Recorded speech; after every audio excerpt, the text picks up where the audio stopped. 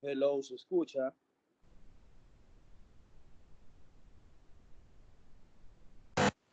Sí, ahora sí. Ah, ok. Ahora sí me escuchan todos. Ya, correcto. Sí, lo que pasa es que se desactiva pues, cuando se instala el Microsoft Teams. O sea, al comienzo de estar, se inicia esto y se cae la señal, ¿no? A ver, vamos a intentar cargar.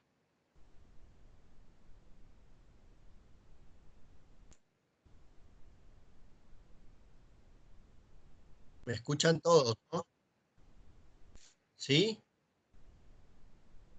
¿Me escuchan?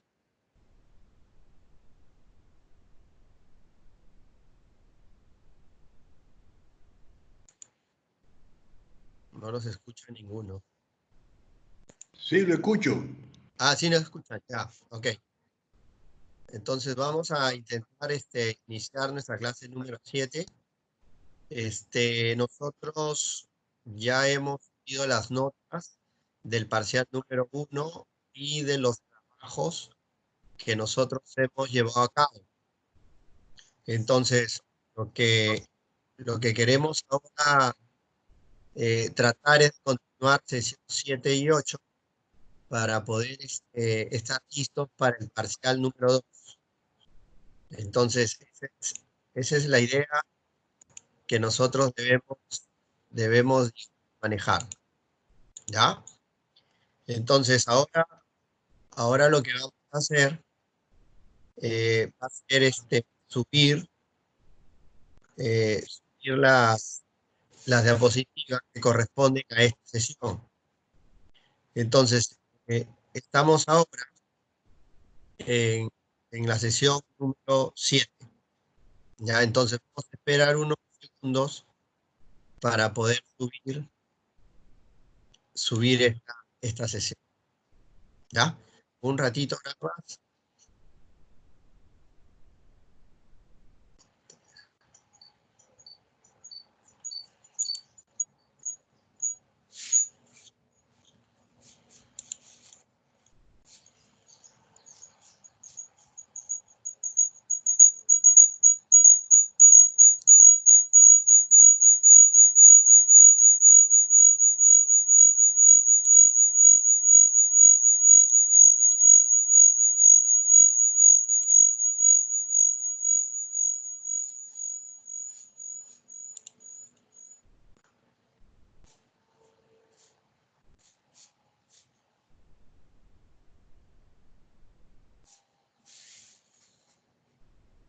Ahí en la parte de los archivos, de los archivos que son compartidos, ustedes tienen ya la sesión número 7. No sé si pueden observar ahorita ya la apertura de esta sesión para poder, digamos, avanzar y poder, digamos, ir desarrollando, ¿no? Ya, yo tengo acá, que me puedan escuchar, tengo dos pantallas. Entonces, sería bueno que ustedes también, para poder hacer seguimiento, de recuperar también el audio,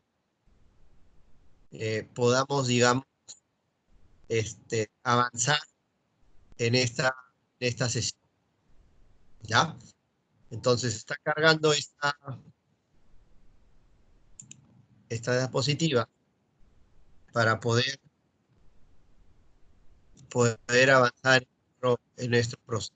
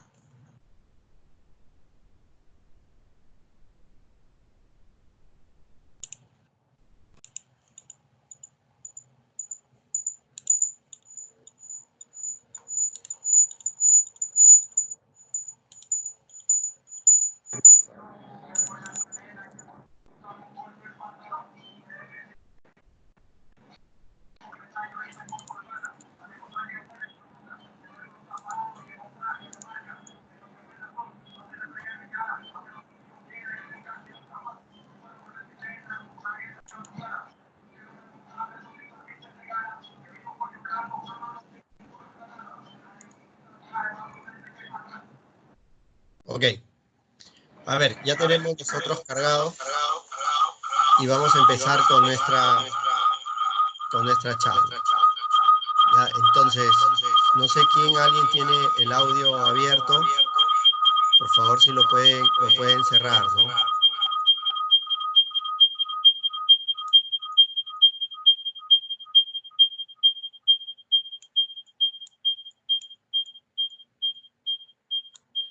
Bueno, la sesión que nos queda ahora a trabajar. Horrible suena esto.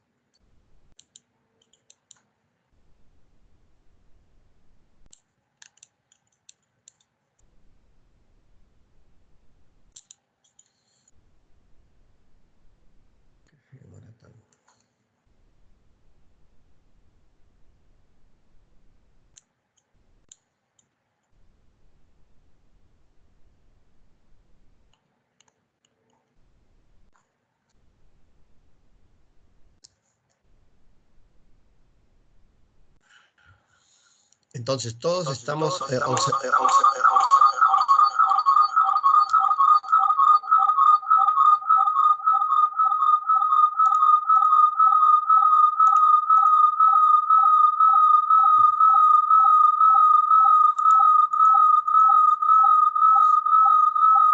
esto? Profesor, se escucha muy mal. Mal, se escucha. Eso es lo que veo, que se escucha demasiado mal. Voy a salir y voy a volver a entrar, ¿ya? No sé qué está ocurriendo. La verdad que...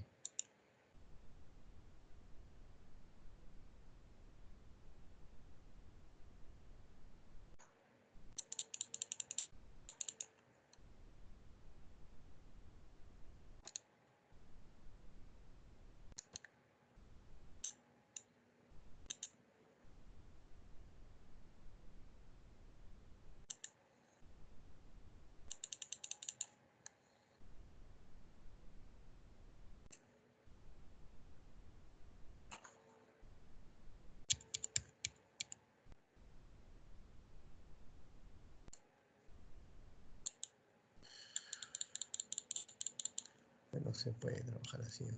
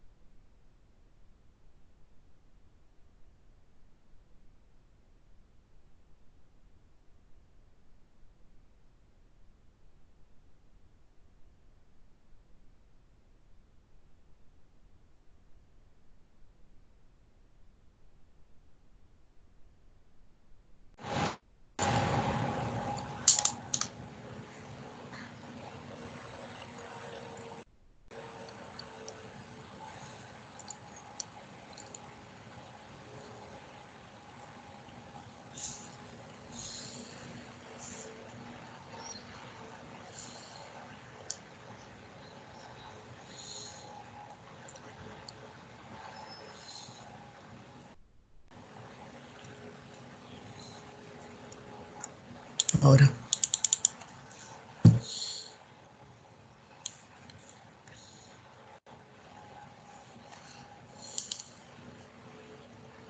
Conectado.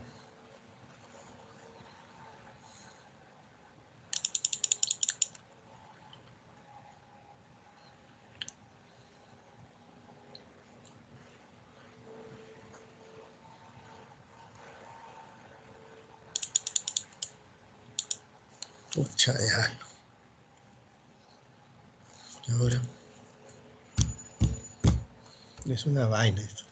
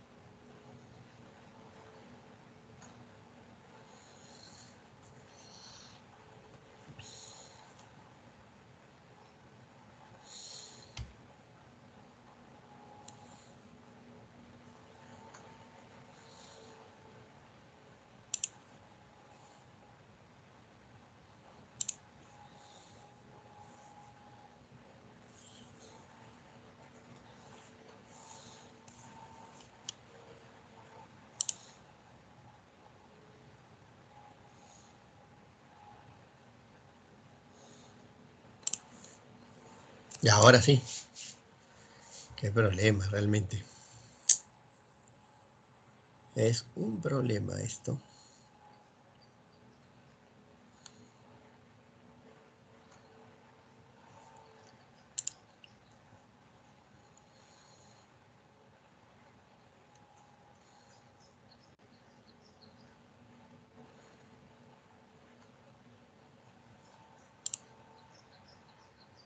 ¿Me escuchan?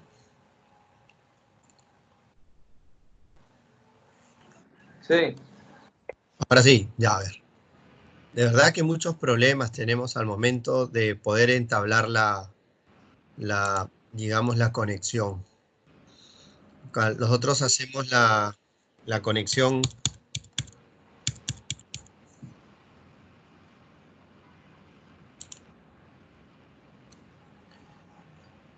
Hacemos el tema de la conexión de una manera bastante óptima, rápida, pero de verdad que cuando yo no tengo el perfil del dominio, se complica todo, ¿no? Por eso parece que estamos trabajando doble y esa no es la idea. La idea de trabajar doble y poder hacer 2 clases, intentar conectarnos 1 hora y el otro dictarlo después a mitad de semana y hacer la grabación, ¿no? Que no es la idea, ¿no? Bueno, ya se conversará eso pues más adelante.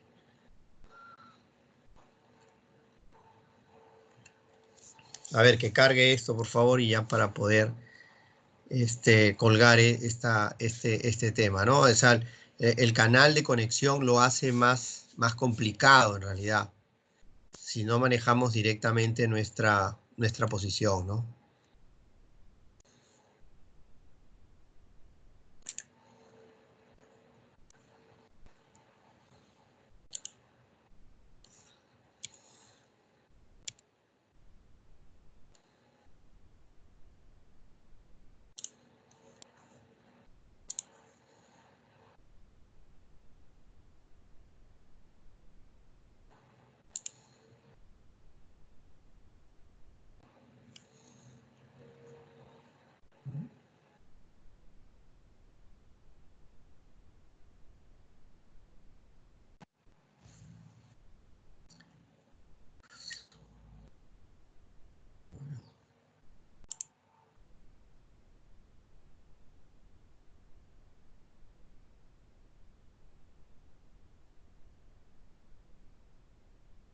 ¿Mejor?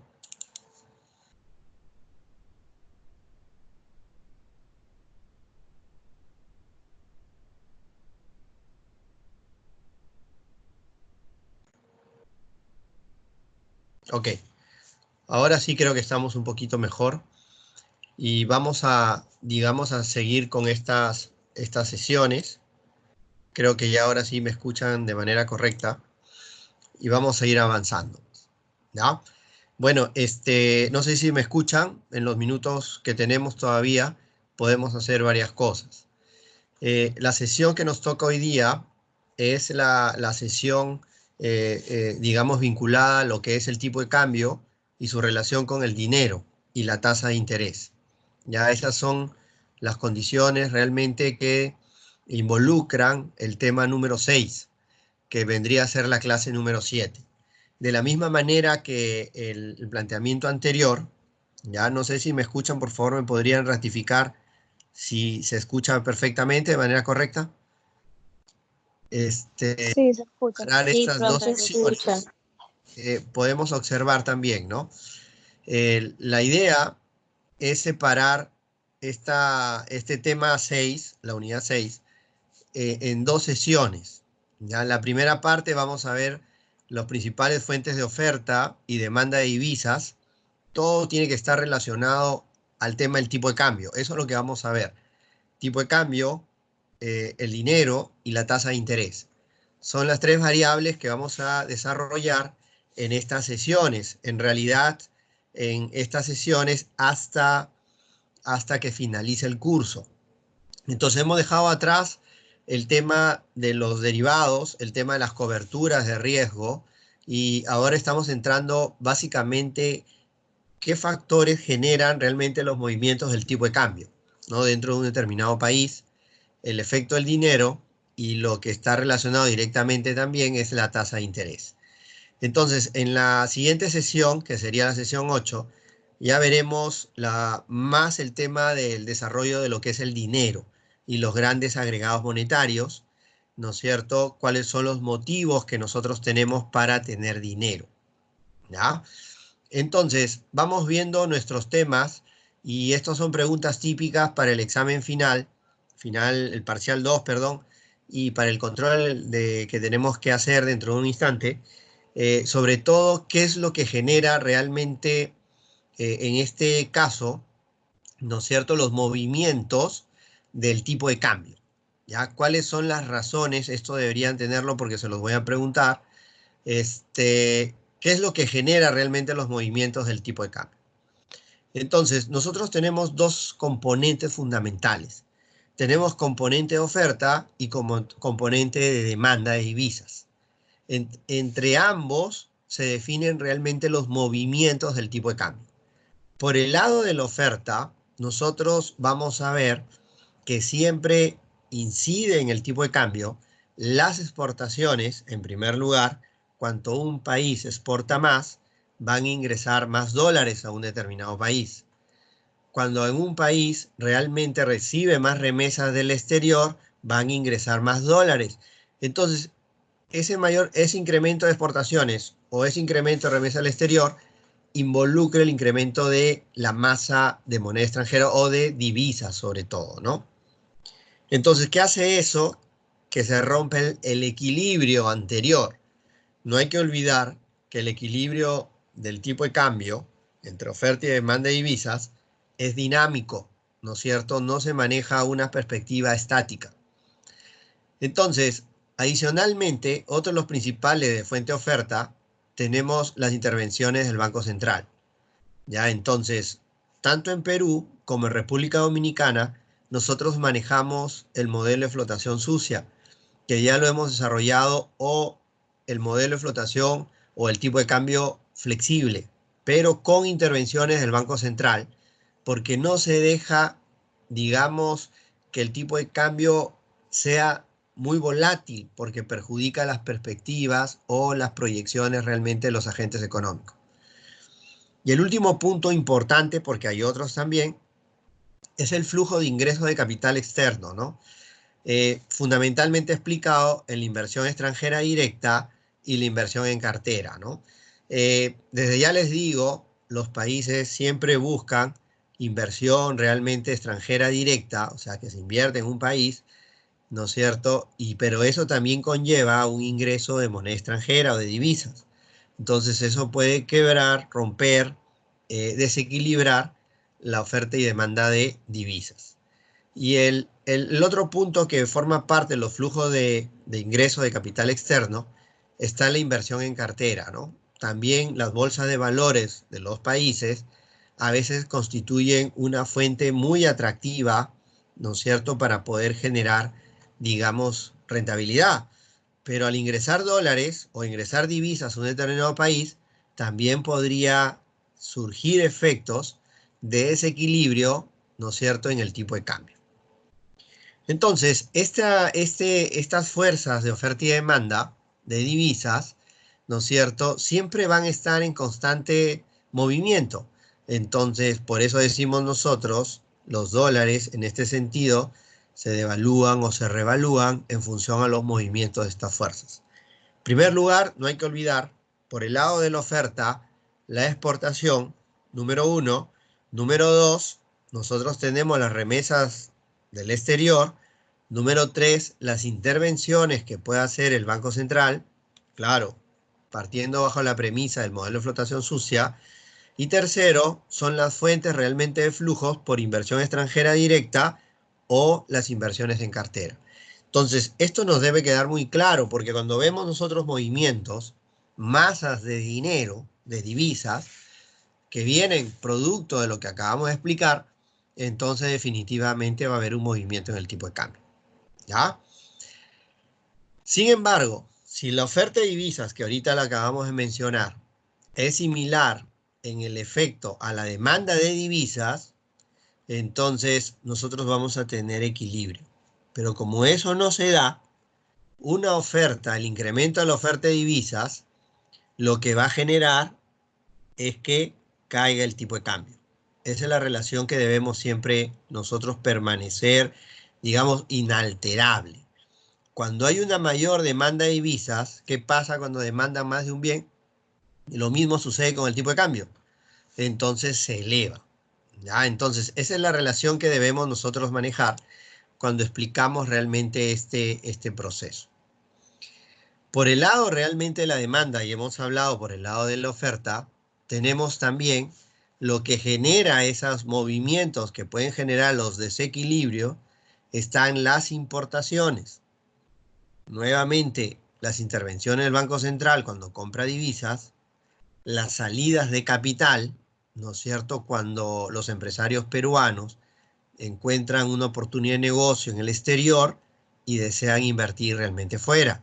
Entonces, hay salida de divisas.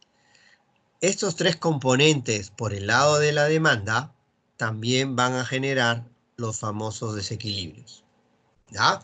Entonces, por el lado de la oferta tenemos 4, por el lado de la demanda tenemos 3 que debemos nosotros manejar. Entonces, el Banco Central, que es el que tiene que estar monitoreando el tipo de cambio, entonces está atento a todos estos componentes y tiene que ir mirando, ¿no es cierto?, para que el tipo de cambio sea totalmente manejable o previsible, ¿no es cierto?, que nosotros podamos de alguna manera, como agentes económicos dentro de un determinado país, podamos realmente conocer o movernos en rangos de movimiento del tipo de cambio que se puedan manejar.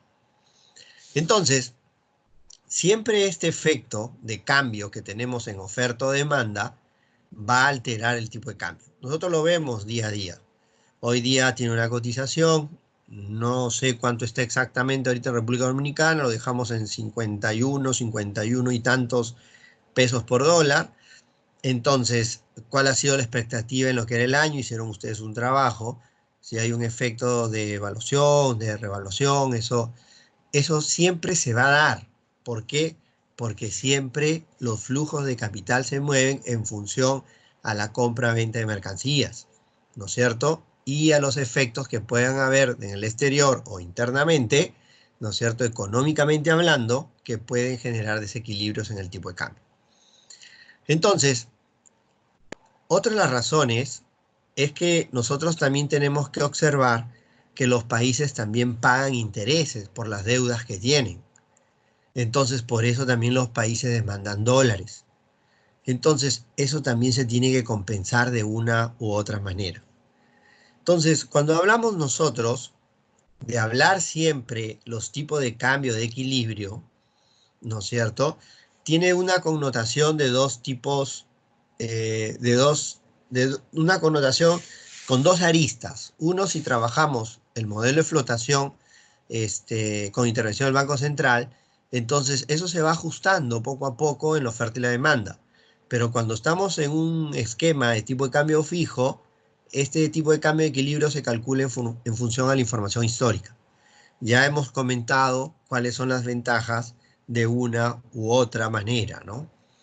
Entonces, siempre se da el auspicio o siempre se trata de que realmente los países crezcan en exportaciones, ¿ya?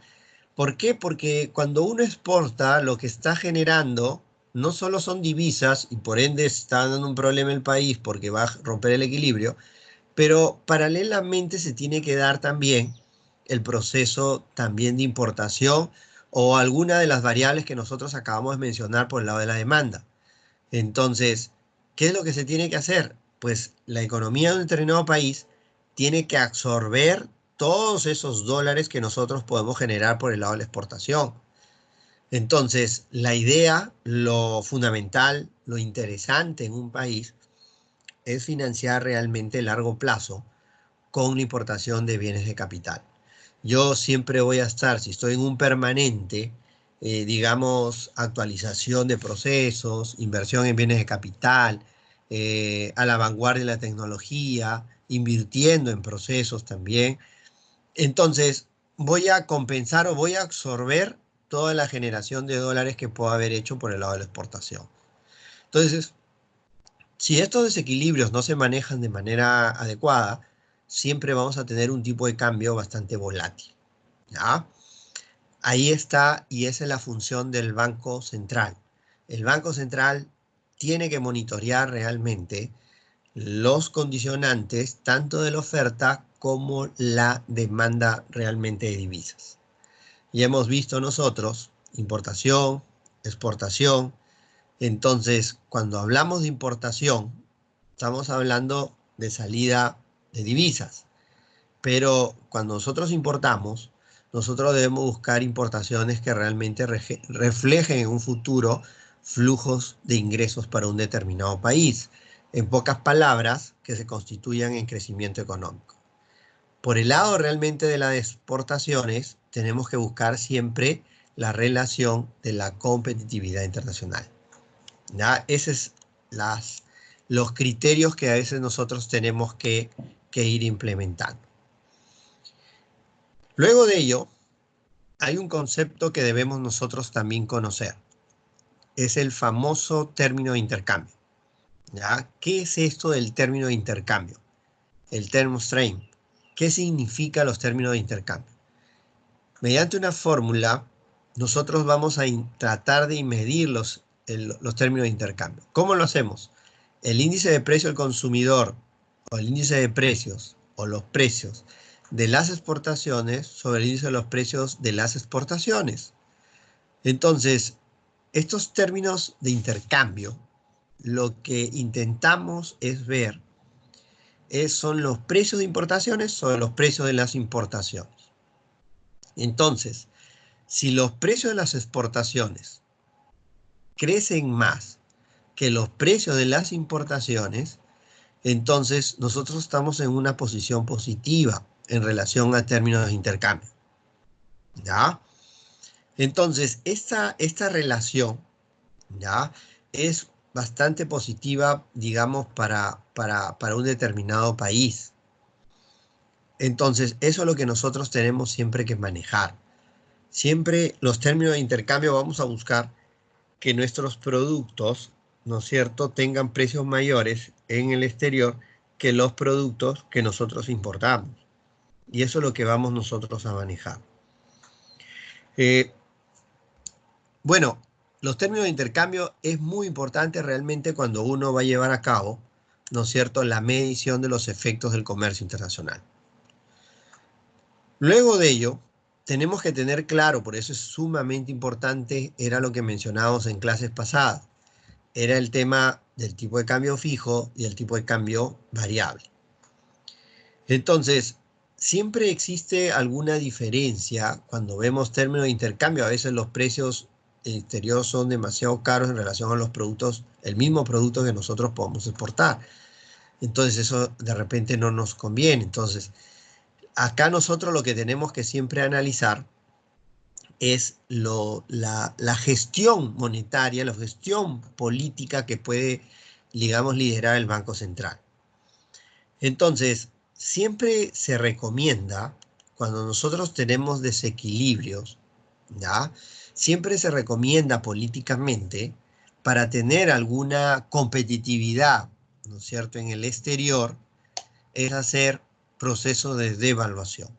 Pero eso, desde el punto de vista académico, desde el punto de vista, digamos, económico, a veces nos lleva a una posición fundamentalmente, digamos, desventajosa para los ciudadanos de un determinado país.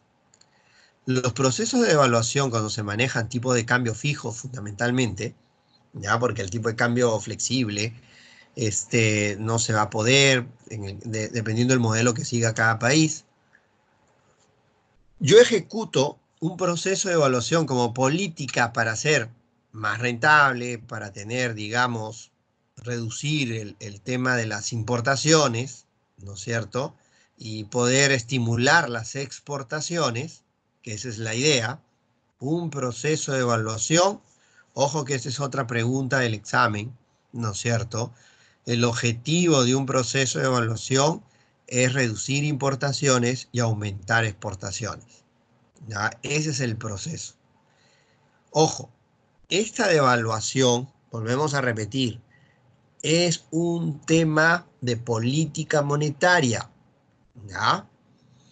Entonces, yo voy a devaluar en función a una variable que la debemos haber estudiado en algún momento, que son las elasticidades, tanto de la curva de oferta y de demanda.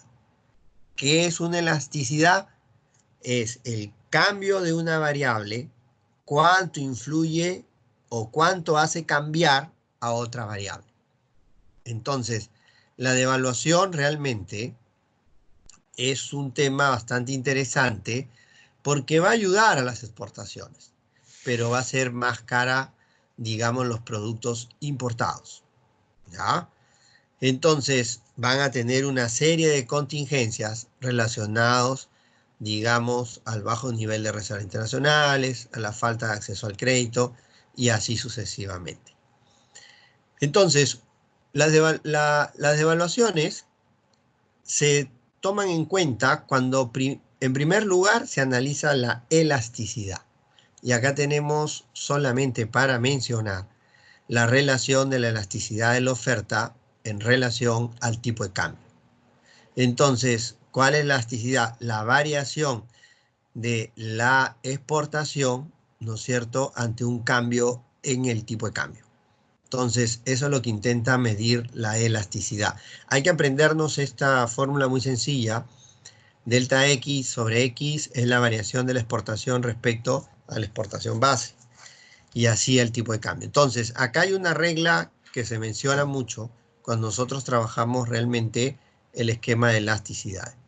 La elasticidad de la oferta de la divisa respecto al tipo de cambio es el aumento porcentual del valor de exportaciones como consecuencia de una devaluación del 1%. Es la lectura que nosotros podemos dar. De la misma manera, nosotros estamos presentando la elasticidad de la importación ante el tipo de cambio, ¿ya? Existen algunas reglas que nosotros debemos siempre considerar, ¿ya? Pero lo que debe quedar claro como tema teórico, que es el objetivo realmente por esto que es bastante acortado realmente el curso, lo tenemos que mostrar, sí, pero no vamos a llegar a la estructura netamente de los cálculos. Lo que tienen que conocer ustedes es que cuando yo voy a manejar o voy a estudiar términos de intercambio, voy a definir un proceso de evaluación, yo tengo que ver primero la estructura de la elasticidad, de la oferta y la demanda, ¿ya? Entonces, si nosotros tenemos que la demanda de divisas es elástica, ¿no es cierto?, y tiene un coeficiente mayor a 1, devaluar 1% reduce las importaciones en un porcentaje mayor. Entonces, este postulado, ¿no es cierto?, nos debe quedar claro que para tomar un proceso de devaluación, yo tengo que tomar en cuenta el efecto fundamentalmente de elasticidad de la oferta y la demanda de la divisa en relación al tipo de cambio. ¿Ya? Entonces, ya les conté que el proceso de evaluación siempre es un criterio totalmente político y económico, pero no hay que perder de vista que la devaluación de una moneda lo que va a generar es la caída del poder adquisitivo de su población. ¿Qué quiere decir? Si yo devalúo la moneda, quiere decir que mi moneda va a ser mucho más barata, o sea, mis precios van a ser menores en el mercado internacional. ¿Qué quiere decir? Voy a mejorar en exportaciones tal vez, pero el poder adquisitivo de mi moneda se va a deteriorar. ¿Ya? Entonces, ¿qué más consecuencias tenemos con la devaluación? Es sobre todo, ¿no es cierto?, el tema de la reducción del ahorro, ¿ya? El tema del desorden del consumo, el tema de la descapitalización de las empresas. Entonces, lo que debemos tener siempre presente, que las devaluaciones realmente, en un inicio, en un tema ideal, ¿no es cierto?, nosotros lo podemos ver con un tema de alegría inicial porque vamos a exportar, de repente nuestros productos van a tener mayor competitividad, pero eso es medio engañoso. Para la población en su conjunto lo que hace es reducir el nivel de vida, ¿ya? Y los ciudadanos van a tener menos capacidad de poder acceder, digamos, a productos importados, ¿ya? Entonces, ustedes se preguntarán, pero entonces, profesor, ¿no se puede hacer proceso de evaluación? Claro que sí, pero tiene que ser en un esquema general, donde exista armonía con otro tipo de políticas.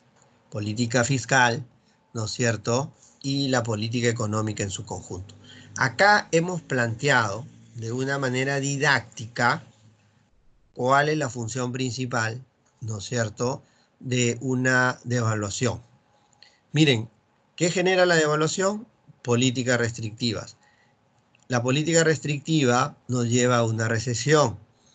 Una recesión nos conduce a crisis políticas, ¿no es cierto? Y luego vamos a llegar a una nueva devaluación.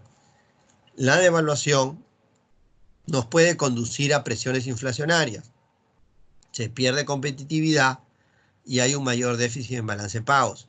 Entonces, una nueva devaluación. En pocas palabras, si el proceso de evaluación no está debidamente armonizado, ¿no es cierto?, lo único que vamos a conseguir con un proceso de evaluación es una nueva devaluación y por lo tanto la recesión del país, ¿ya?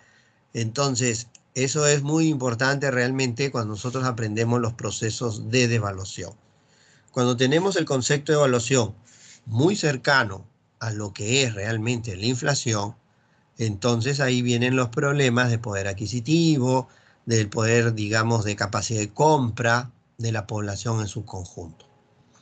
Entonces, este esquema de la devaluación es bastante delicado. Si bien favorece al sector externo, que es nuestro tema de comercio internacional, podría generar algún efecto bastante perjudicial a la economía en su conjunto, ¿ya?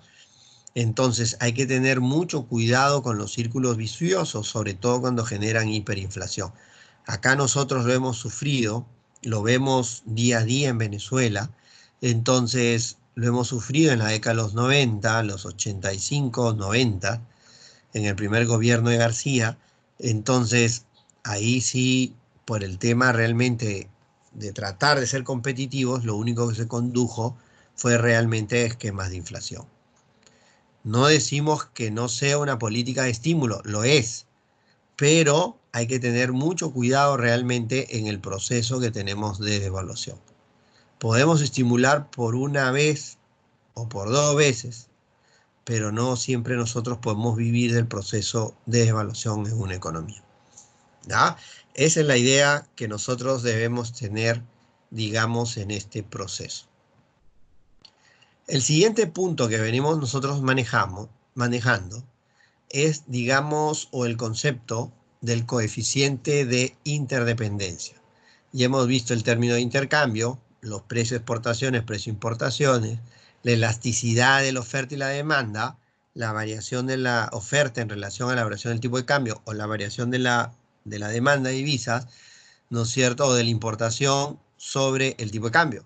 Pero ahora nos queda otro concepto, el coeficiente de interdependencia. ¿En qué consiste este concepto de interdependencia? Este concepto lo que trata de ver es cuál es la relación que existe entre la exportación y la importación en relación al Producto Interno Bruto. O sea, ¿cuánto depende el comercio internacional de un país, digamos, en su estructura general de producción, que es medido a través del Producto Interno Bruto? Entonces, lo que intenta es medir el coeficiente de interdependencia. ¿Cuál es la dependencia del comercio internacional en la economía de un país? Y está expresado en dólares americanos. Entonces, ¿cómo lo calculamos el coeficiente de interdependencia? Exportación más exportación, expo más impo sobre el Producto Interno realmente de un determinado país.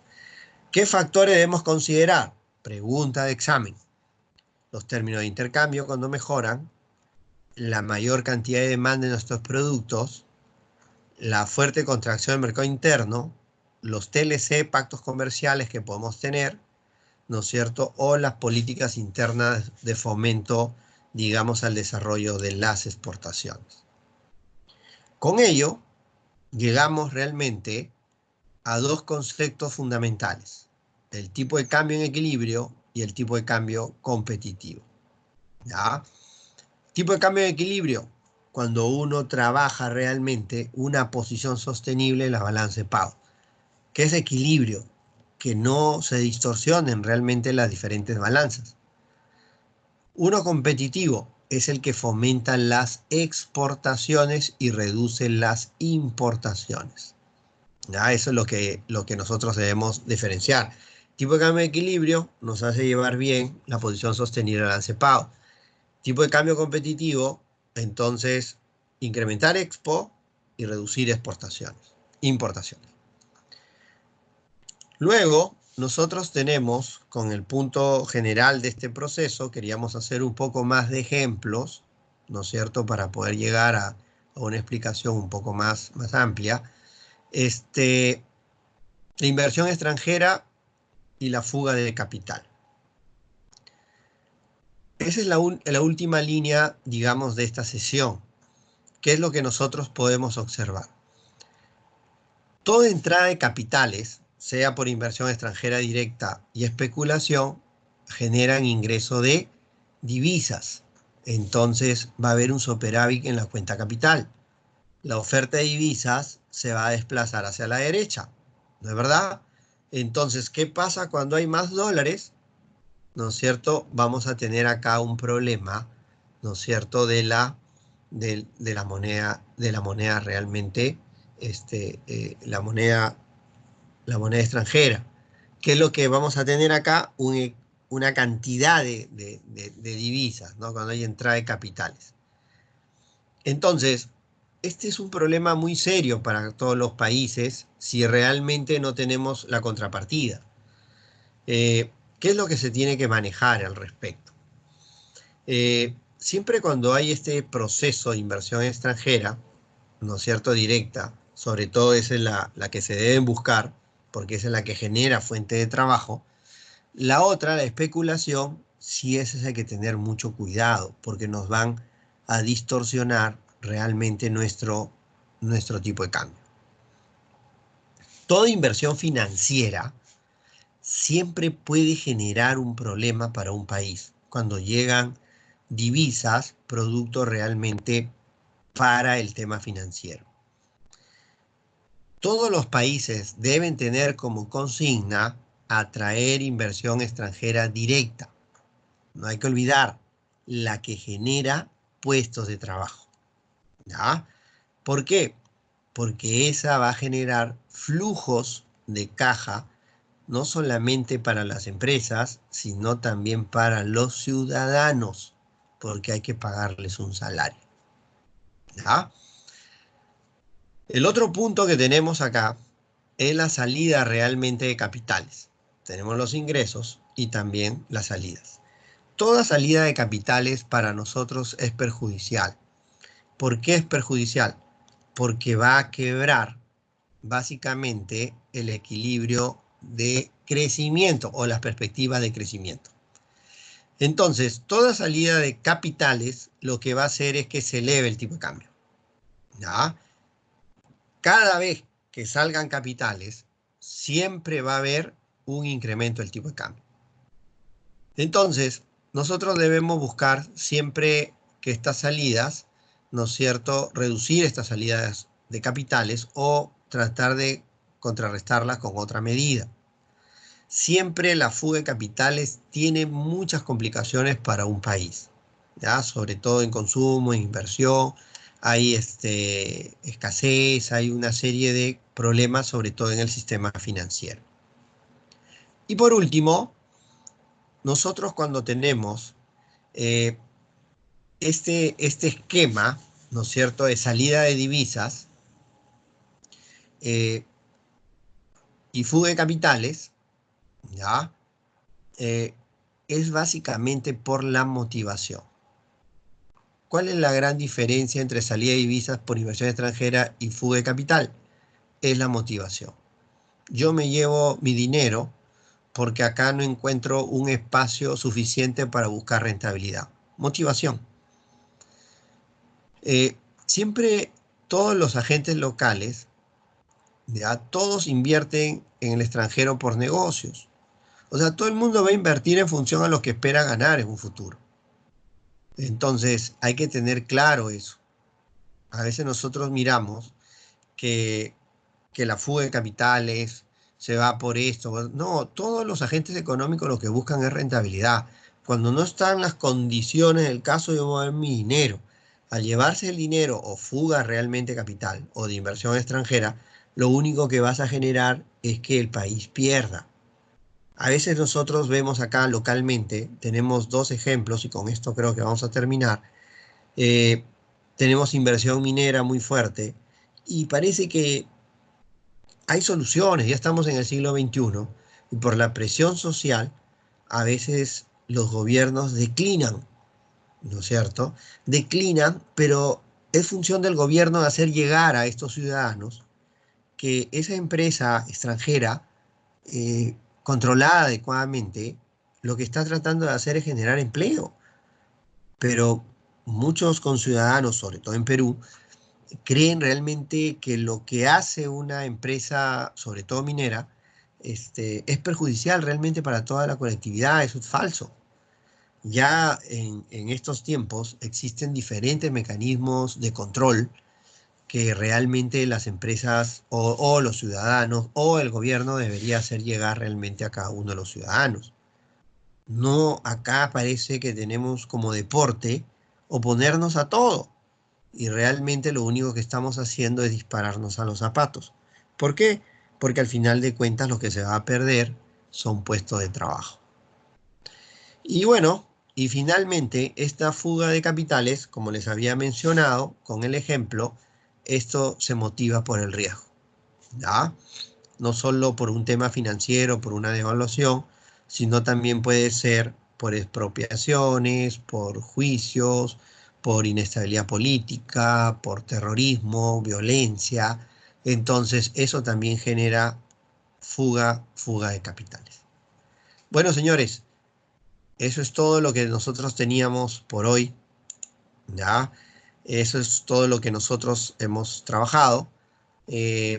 Teníamos más ejemplos ahí, pero yo creo que ya estamos 10 minutos más, nos hemos demorado un poquito, pero bueno, hemos intentado hacer toda la clase y ya está colgado en el sistema el tema vinculado a lo que son las notas, ¿no es cierto? Estamos en semana 7, hay que responder el control de la videoconferencia.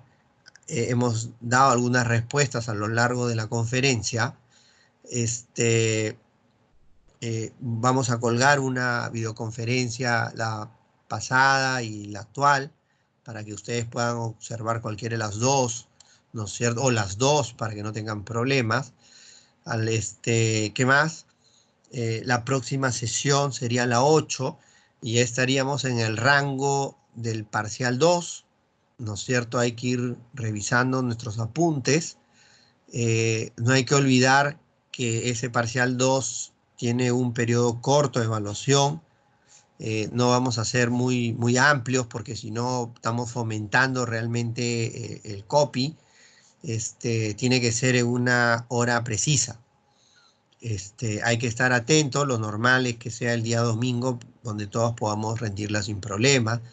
Me enteré por las noticias que habían suspendido sus elecciones por un tema de voto electrónico. Pero bueno, veo que todos han dado, todos han cumplido, y los felicito porque las notas dentro de todo no están mal, ¿no es cierto? Veo que hay varios han mejorado, pero hay muchos que no han cumplido con los trabajos.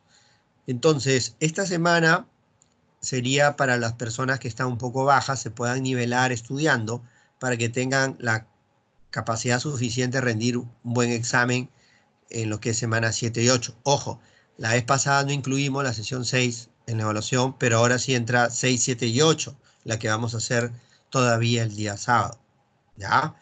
Entonces hay que estar atento, vamos a ir en el EVA implementando algunas cosas y alguna tarea para también involucrar en la calificación.